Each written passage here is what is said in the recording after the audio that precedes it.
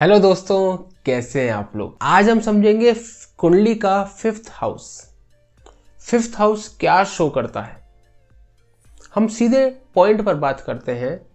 Fifth house show your children. Fifth house से हम अपने बच्चों को देखते हैं। फिफ्थ हाउस से हमें एजुकेशन के बारे में पता चलता है। कौन सी एजुकेशन? जो एजुकेशन हमारी 12th के बाद की है, ग्रेजुएशन की एजुकेशन है। काफी केसेस में ऐसा मैंने कुंडलियों में देखा है, जब कोई बच्चा 12th तक पढ़ाई में बिल्कुल बेकार है, लेकिन ग्रेजुएशन में पढ़ाई में एकदम से इंटेलिजेंट हो गया। कोई ना कोई ग्रह का दशा अंतर चेंज होने से, क्योंकि ग्रेजुएशन का प्रभाव स्टार्ट होगा फिफ्थ हाउस से। फिफ्थ हाउस लव रोमांस का भी होता है। तो कहीं ना कहीं जब फिफ्थ हाउस एक्टिवेट होता है तो आप मैक्सिमम केस में पाएंगे कि ग्रेजुएशन के समय पर ही बच्चों का दिमाग भी भटकता है। मैक्सिमम केस में ग्रेजुएशन अपने घर से निकलने के बाद होता है। ये फिफ्थ हाउस हमारी स्क्रिप्चर्स का है, हमारी साधना का है, हमारे मंत्रों का है। फिफ्थ हाउस के बारे में मैंने भी एक, आप जाके देख सकते हैं, इंस्टाग्राम पर मैं वीडियो बनाता हूं। इंस्टाग्राम पर मैंने इस पर वीडियो बनाया है कि फिफ्थ हाउस हमारे धर्म का हाउस है। हमारी जो ब्लेसिंग्स हमें मिलती है वो फिफ्थ हाउस के सपोर्ट से उसको इंप्रूव कर सकते हैं। कैसी ब्लेसिंग? कोई हमें आशीर्वाद दे रहा है, वो आशीर्वाद कैसे फुलफिल हो, इसके ऊपर मैं एक प्रॉपर वीडियो बना चुका हूं। आप इंस्टाग्राम पर जाके देख सकते हैं, मैं लिंक में डिस्क्रिप्शन दे दूंगा।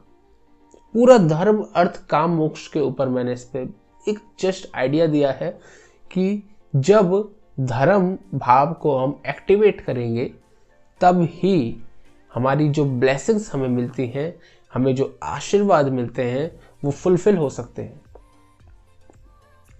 इसका कनेक्शन फिफ्थ हाउस से भी है। एक शॉर्ट में मैं एक हिंट दे देता हूं, जब मैं आगे बताऊंगा या आप थोड़ा पाएंगे कि चंद्रमा सेकंड हाउस में जाकर उच्च का होता है। तो जब फोर्थ हाउस में हमने समझा, फोर्थ हाउस सुख का है। लग्न हमारी बॉडी है, हमारा मटेरियल बॉडी है, हमारी देह का सुख फोर्थ हाउस है। तो ऐसे ही सेकंड हाउस हमारे मून का है, जो मून वहां उच्च का होता है। तो मून से फोर्थ यानी फिफ्थ हाउस हमारे मन का सुख स्थान है। हमारी बॉडी को तो आराम मिल गया, लेकिन मन खुश नहीं है। क्यों खुश नहीं है? क्योंकि हमने फिफ्थ हाउस को एक्टिव नहीं किया, या फिफ्थ हाउस एक्टिव नहीं हुआ। फिफ्थ हाउस हमारे मंत्रों का, स्क्रिप्चर्स का, भगवत गीता का, भगवत कथा का, महापुराण, वेद, श्रुति, स्मृति, इनका भी है। देखो क्या ऋषियों ने क्या बात हमें बताई है कि उन्होंने बताया फिफ्थ हाउस इन चीजों का है। जब हमने और खोज करी तो ये चंद्र हमारे मन का सुख का स्थान भी है।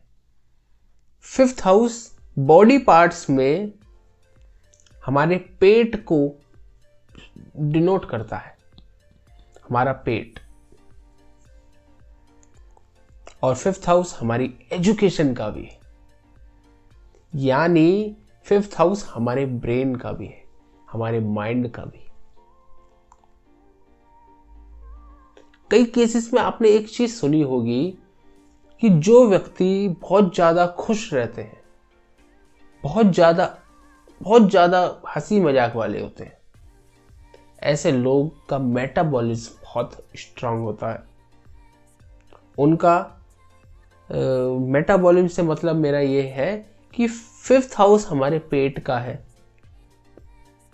अपना पेट बिल्कुल क्लीन रहना चाहिए। अगर फिफ्थ हाउस में या पेट में कोई परेशानी है तो फिफ्थ हाउस में शो करेगा। फिफ्थ हाउस हमारे पेट का भी है, हमारे माइंड का भी है। तो फिफ्थ हाउस अगर पीड़ित होगा तो हमारी इंटेलिजेंस में भी इन्फ्लुएंस पड़ेगा। तो फिफ्थ हाउस को साफ रखना चाहिए। इसमें देखो और भी बहुत सारी गहरी बातें हैं कि फिफ्थ हाउस में सूर्य की राशि आती है, यानी फिफ्थ राशि सूर्य की राशि।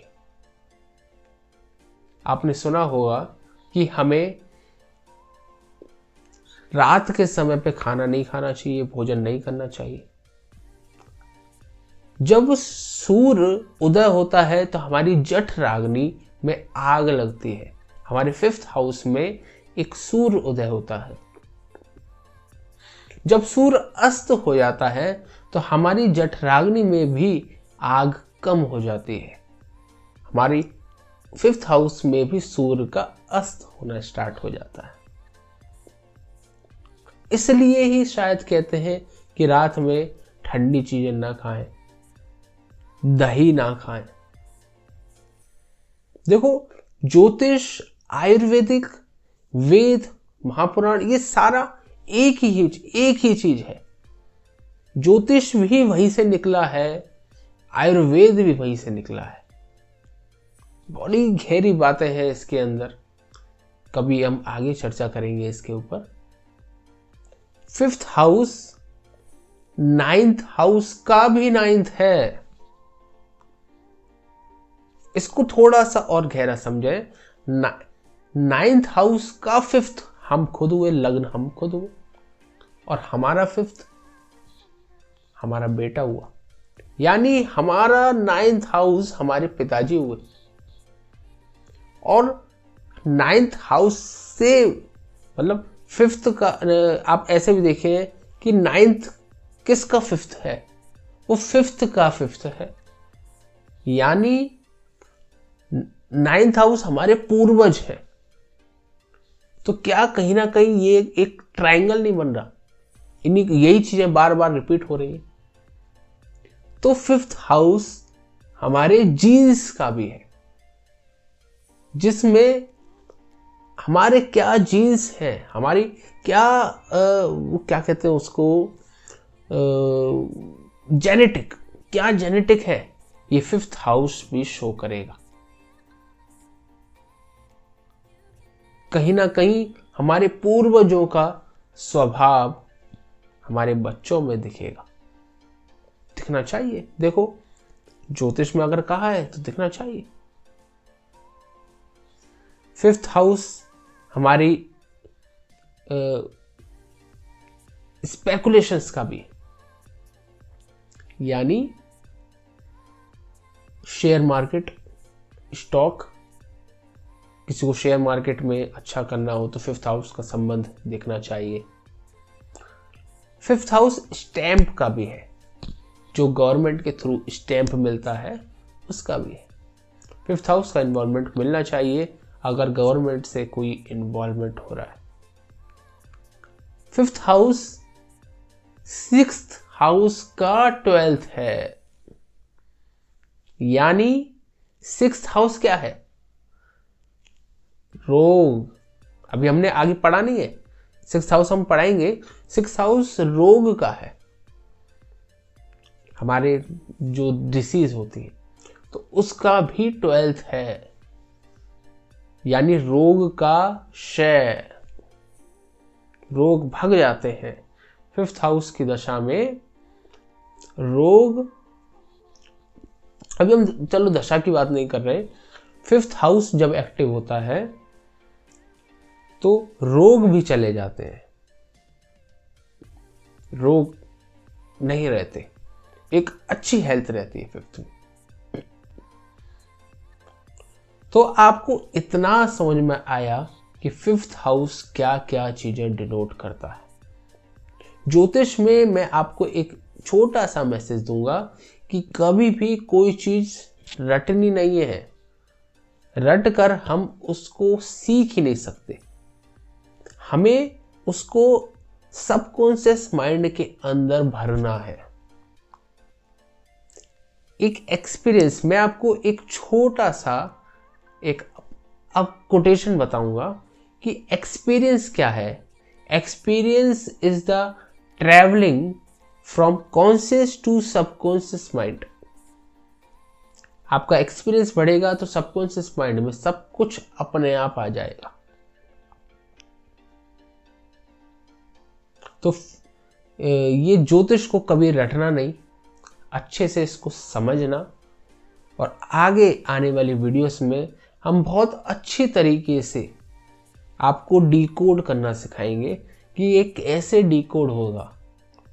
ये सारे हमने बेसिक्स तो हमने पढ़ रखे हैं, लेकिन इसको ये कोडिंग का डिकोड क्या है आखिर, ये हम कैसे प्रेडिक्शन दे सकते हैं। यहां पर हर हाउस, देखो आपने एक चीज और पढ़ी होगी, देश काल पात्र को याद रखे हमें प्रेडिक्शन देनी चाहिए। तो देश काल पात्र हमारे प्रेजेंट के कर्म है, प्रेजेंट में हम क्या कर रहे हैं और जन्म के समय हमने क्या किया, दोनों को मिलाकर ही हम प्रेडिक्शन दे सकते हैं। अब देखो यहां पर बहुत सारी बातें हैं कि 5th हाउस को हम अलग अलग तरीके से भी बांट सकते हैं कि किस एज में क्या क्या मिल सकता है। अगर आपकी एज ऐसे है 20 से 22-23 की उम्र में और 5th हाउस एक्टिवेट हो रहा है तो आपकी ग्रेजुएशन होगी, हायर स्टडीज में आप जाएंगे। अगर 5th हाउस आपका 25 उम्र के बाद एक्टिव हो रहा है तो कहीं ना कहीं शादी दिखाता है, बच्चे दिखाता है। तो इस तरीके से प्रेडिक्शन के लिए हम काम करते हैं आगे। तो बस मैं आज के लिए ज़्यादा लंबा वीडियो नहीं करूँगा, सिर्फ आज के लिए सिर्फ इतना ही रखते हैं। और 5th हाउस के बारे में और मुझे कोई जानकारी मिलेगी तो आगे हम एक्स्ट्रा कोई और वीडियो बना देंगे। अभी तो 5th हाउस के बारे में जितना इनफ है आपके लिए इतना ही है। एक थोड़ा थोड़ा हमें आइडिया होना चाहिए हर भावों के बारे में।